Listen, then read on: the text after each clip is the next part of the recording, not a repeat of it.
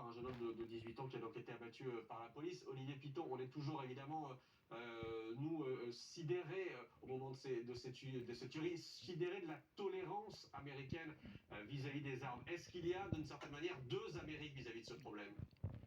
Alors, il n'y a pas de, à proprement parler, si vous voulez, de tolérance. Tout le monde réagit. Vous avez eu Greg Abbott, qui est le gouverneur du Texas, qui est un républicain assumé et qui condamne évidemment immédiatement ce massacre.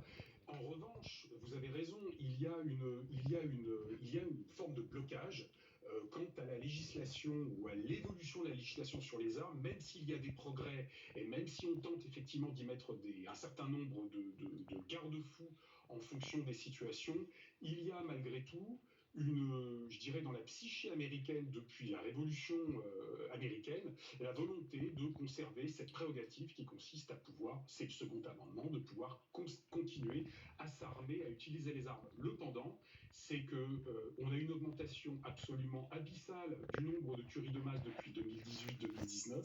On est actuellement à l'équivalent d'une ville de 40 000 habitants chaque année aux États-Unis.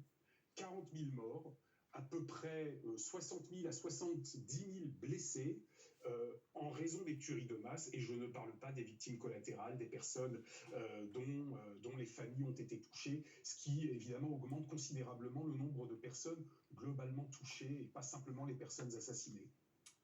Reste avec nous, Olivier Piton. Je sais que vous connaissez les images. Je ne sais pas si vous allez pouvoir les voir ce soir, mais on va les montrer parce qu'on en a déjà parlé de ces images qui sont extrêmement célèbres aux États-Unis. Les Américains connaissent ces images-là par cœur. De Barack Obama pleurant après la tuerie de Sandy Hook. Sandy Hook, je le rappelle, c'était en 2012 dans une école, pas de 30 morts dans une école primaire.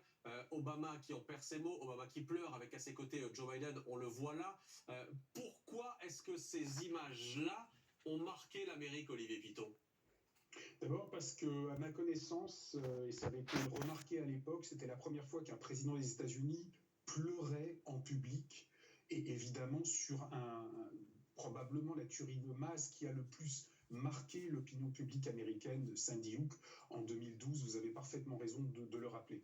Maintenant, le problème derrière cette émotion, et cette émotion générale, absolument générale, qui était parfaitement symbolisée par ces larmes, relativement peu de choses, je ne vais pas dire rien, mais relativement peu de choses ont changé sur la réalité de l'utilisation de la possibilité de s'approprier des armes à feu et surtout de les utiliser aux États-Unis.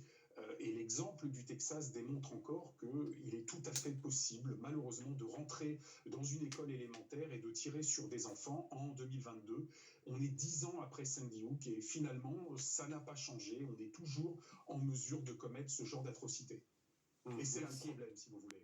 Ouais, merci à vous, merci Olivier Piton. Restez avec nous si vous le pouvez, Anthony. Vous avez vu Joe Biden qui est à côté de Barack Obama pendant que Barack Obama pleurait il y a 10 ans sur Sandy Hook. Joe Biden avait à l'époque avait pris en charge ce problème et avait essayé de faire passer une loi contrôlant un peu mieux les armes. Il avait fait passer d'abord auprès de la Chambre des députés, mais ça s'était terminé en autre boudin, enfin, si je puis me permettre, ça s'est terminé